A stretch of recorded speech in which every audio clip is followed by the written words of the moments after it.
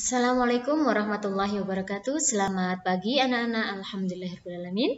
Hari ini kita bisa bertemu dalam pelajaran pendidikan agama Islam. Pada kali ini kita akan mempelajari tentang meyakini Allah itu Maha Esa dan Maha Pemberi. Tapi sebelum mulai belajar, mari kita membaca doa sebelum belajar terlebih dahulu agar kegiatan hari ini diridhai oleh Allah dan kita semua mendapatkan berkah serta kalian yang belajar di rumah bisa memahami apa yang Bu Guru sampaikan. Berdoa sebelum belajar. Bismillahirrahmanirrahim. Raditu billahi rabba wa bil islami dina wa bi Muhammadin nabiyya wa rasula. Rabbi zidni ilman warzuqni fahman. Amin ya rabbal alamin. Alhamdulillahirabbil alamin. Semoga membaca doa berikut kalian bisa memahami apa yang Bu Guru sampaikan. Oke? Untuk kali ini kita akan mempelajari tentang meyakini Allah itu Maha Esa dan Maha Pemberi. Tuhanku adalah Allah yang Maha Esa. Allah itu hanya satu dan tidak ada Tuhan selain Allah. Allah Maha Pemberi. Allah memberikan karunia kepada semua makhluk yang Dia kehendaki.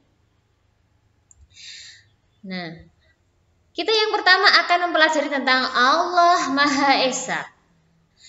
Allah Maha Esa artinya Allah Subhanahu wa Ta'ala itu adalah satu dan tidak ada selain Allah. Hanya Allah Subhanahu wa Ta'ala yang wajib kita sembah. Tidak beranak dan tidak pula diperanakkan.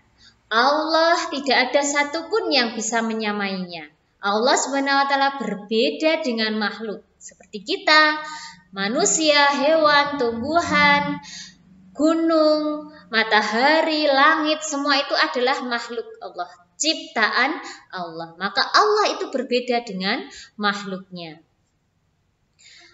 Kemudian Tuhanku adalah Allah yang Maha Esa. Allah hanya satu dan tidak ada Tuhan selain Allah.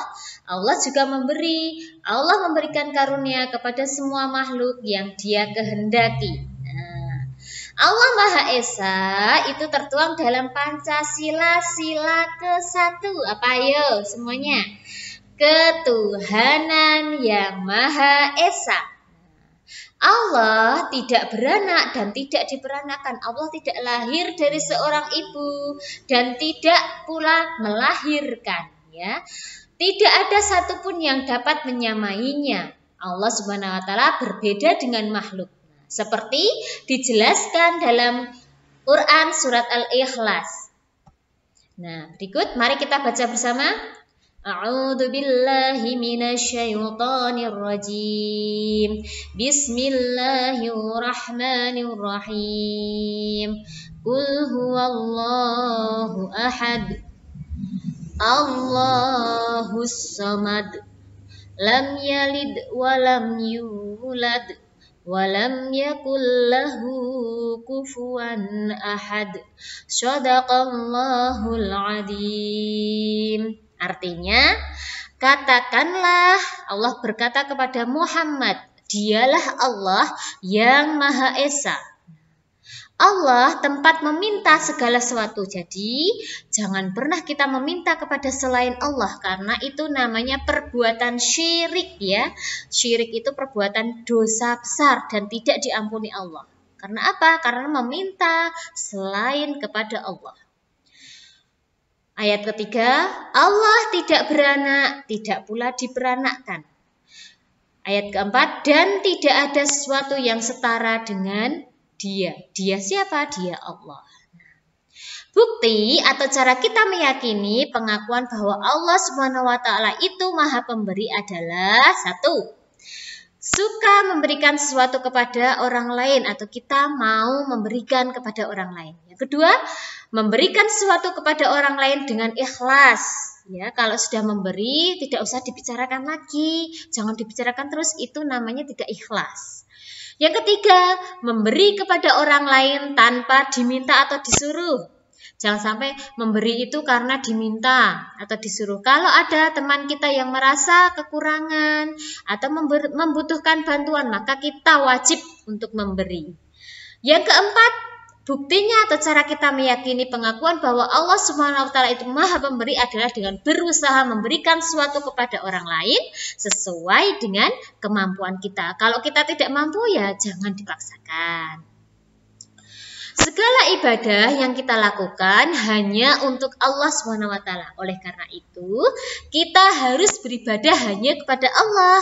Tidak boleh menghambakan diri kepada selain Allah. Kita tidak boleh menyembah selain Allah, ya. Menyembah patung, menyembah pohon, tidak boleh. Tidak boleh menyekutukan Allah Subhanahu wa taala dengan sesuatu apapun, ya. Jangan menyekutukan, menyamakan dengan barang-barang yang lain. Kemudian tidak boleh meyakini pada ramalan-ramalan nasib. Nah, ini yang sering terjadi dengan zodiak-zodiak. Nah, itu juga tidak boleh. Yang kelima, selalu memperbanyak zikir kepada Allah. Zikir itu artinya mengingat, ya. Jadi kita harus selalu mengingat Allah. Yang kedua adalah Allah Maha Pemberi atau Al-Wahhab.